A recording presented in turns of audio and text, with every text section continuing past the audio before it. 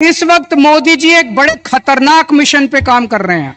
बहुत खतरनाक मिशन है, आपको पता नहीं अंडरग्राउंड का चल रहा है। उस मिशन का नाम है one nation one leader. Russia का नाम सुना है? Russia, Putin. पुतिन ने क्या किया, जितने विपक्षी नेता थे उनको सबको कैद करके जेल में डाल दिया या मरवा दिया और फिर चुनाव करवाए। 87% वोट मिल गए, 87%। जब विपक्षी नहीं होगा, लड़ने वाले नहीं होंगे, सारे वोट आप ही को मिलेंगे। बांग्लादेश में भी अभी ऐसा हुआ, उसने सारे विपक्षी नेताओं को जेल में डाल दिया और शेख हसीना जीत गई। पाकिस्तान में भी यही हुआ, इमरान खान को जेल में डाल दिया, उसकी पार्टी छीन ली, उसका सिंबल छीन लिया, जीत गए।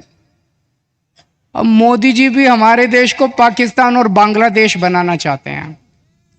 इंडिया गठबंधन भारत देश को दुनिया का नंबर 1 देश बनाना चाहता है। मोदी जी भारत को बांग्लादेश और पाकिस्तान बनाना चाहते हैं। तय आपको करना है कि आप भारत को किस तरफ ले जाना चाहते हो, बांग्लादेश और पाकिस्तान की तरफ या दुनिया का नंबर 1 देश बनाना है।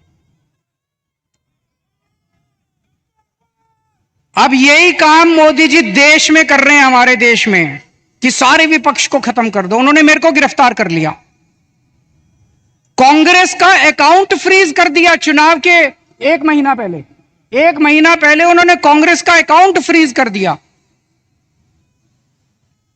अब हमारा अकाउंट फ्रीज करने जा रहे हैं। सुप्रीम कोर्ट के अंदर इनके वकील ने बोला है कि आम आदमी पार्टी का अकाउंट फ्रीज करेंगे।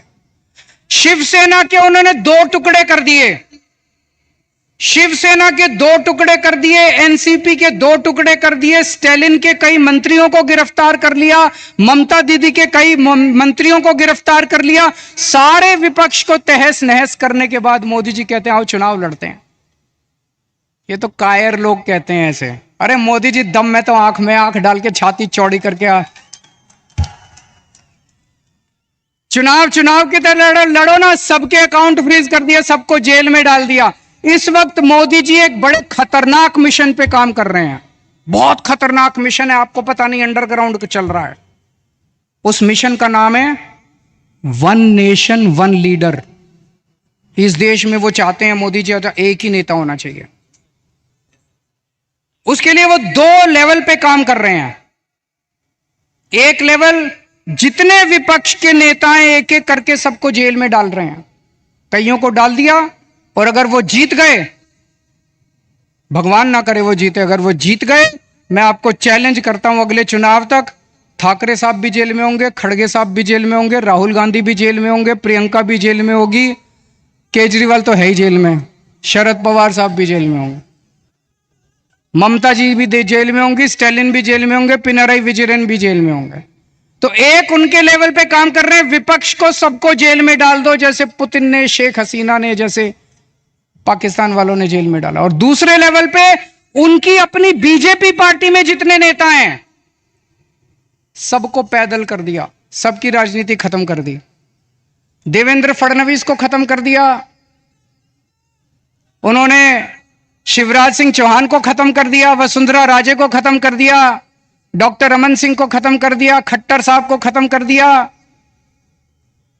एक ही बचा है, कौन है? अगला किसका नंबर है? अगला किसका नंबर है? सारा देश जानता है अगला नंबर योगी आदित्यनाथ का है। अगर ये जीत गए तो 2 महीने के अंदर योगी आदित्यनाथ को उत्तर प्रदेश के सीएम पद से हटा देंगे ये लोग। बड़ा खतरनाक, एक ही नेता बचेगा और वो भी बस वही राज करना चाहते हैं। लेकिन एक और चीज है, 2014 में जब मोदी जी प्रधानमंत्री बने थे, उन्होंने एक नियम बनाया बीजेपी के लिए कि जो नेता 75 साल का हो जाएगा बीजेपी में, उसको रिटायर करना पड़ेगा, उसको अपना पद छोड़ना पड़ेगा, उसको टिकट नहीं मिलेगी, और अगर वो किसी पद पे काम कर रहा है तो उसे इस्तीफा देना पड़ेगा। उस रूल के तहत उन्होंने सबसे पहले आडवाणी जी को रिटायर किया, फिर मुरली मनोहर को रिटायर किया, फिर उन्होंने सुमित्रा महाजन को रिटायर किया, फिर उन्होंने यशवंत सिन्हा को रिटायर किया और कई लोगों को रिटायर किया। साल 17 सितंबर को मोदी जी 75 साल के हो रहे हैं।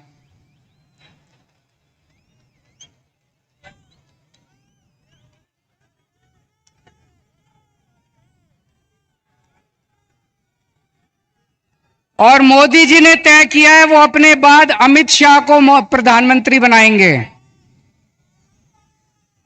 मोदी जी ने तय किया है वो अपने बाद अमित शाह को तो इस बार मोदी जी अपने लिए वोट नहीं मांग रहे, अमित शाह के लिए वोट मांग रहे हैं। अमित शाह को प्रधानमंत्री बनाने के लिए वोट मांग रहे हैं। आप अपने आसपास जितने बीजेपी के सपोर्टर हैं, बीजेपी के वोटर हैं, बीजेपी के भक्त हैं, उनको बोलना अगर वो वोट डालने जाएं, ये सोच के जाएं कि वो अमित शाह के लिए वोट दे रहे हैं, मोदी जी के लिए वोट नहीं दे रहे हैं। आंख बंद कर लें और सोचें कि मोदी जी की बजाय अमित शाह प्रधानमंत्री बनने वाले। और उसमें भी जितने पिछले 2 साल से इस पे काम कर रहे हैं मोदी जी, जितने नेता थे बड़े छोटे बीजेपी के अंदर, सबको खत्म कर दिया। शिवराज सिंह चौहान को, वसुंधरा राजे को, डॉक्टर रमन सिंह, योगी आदित्यनाथ को 2 महीने में हटा देंगे ताकि रास्ता साफ हो जाए, अमित शाह बचे केवल। यह बात मैंने जेल से निकलने के अगले दिन प्रेस कॉन्फ्रेंस करके कही थी। जैसे ही मैंने कहा, सबसे पहले अमित शाह बोले नहीं नहीं मोदी जी रहेंगे हमारे 5 साल प्रधानमंत्री, मोदी जी रहेंगे। उसके बाद एक के बाद एक ही दिन में 24 घंटे में इतने नेताओं ने कहा मोदी जी रहेंगे प्रधानमंत्री, मोदी जी। मोदी जी ने नहीं कहा, मोदी जी देश के सामने कह दे कि वो रूल तो मैंने अडवाणी जी से छुटकारा पाने के लिए बनाया था, मैं तो रहूंगा। या तो मोदी जी कह दे भाई मैं तो पर अप्लाई नहीं होता, ये तो मैंने अडवाणी जी की राजनीति खत्म करने के लिए बनाया था, उनको रास्ते से हटाने। लेकिन अभी तक मोदी जी नहीं बोले। इसका मतलब मोदी जी रिटायर करेंगे और यूपी के मुख्यमंत्री को हटाया जाएगा। मैं देख रहा हूं महाराष्ट्र में इन दिनों कुछ ज्यादा ही चक्कर लगा रहे हैं मोदी जी। अभी थोड़े दिन पहले आए, इतनी गंदी गालियां देते हैं वो, प्रधानमंत्री को ये शोभा नहीं देता। वो पवार साहब के लिए बोले भटकती आत्मा, ये शोभा देता है प्रधानमंत्री जैसे व्यक्ति को? शरद पवार जी की इतने सीनियर नेता हैं देश के, आपकी उनसे वैचारिक भिन्नता हो सकती है, अलग अलग पार्टी में हो सकते हैं, लेकिन थोड़ी सी इज्जत तो रखिए। 84 साल की उम्र है शरद पवार जी की, मोदी जी की 74 साल की उम्र है, 10 साल बड़े हैं उनसे, और उनको कहते हैं भटकती आत्मा। ये तो सड़क छाप बात है। वो उद्धव ठाकरे जी को कहते हैं, क्या बोले उद्धव ठाकरे जी को? नकली संतान। उद्धव ठाकरे जी को कहते हैं नकली संतान। ये कोई भाषा है प्रधानमंत्री की? इस तरह से बोलते हैं प्रधानमंत्री? ये शरद पवार की बेइज्जती नहीं है, ये उद्धव ठाकरे की बेइज्जती नहीं है, ये महाराष्ट्र के एक एक व्यक्ति की बेइज्जती है। इस बार जब वोट डालने जाओ तो ऐसा बटन दबाना कि महाराष्ट्र की इज्जत ऊंची हो और महाराष्ट्र की बेइज्जती का बदला लिया जाएगा।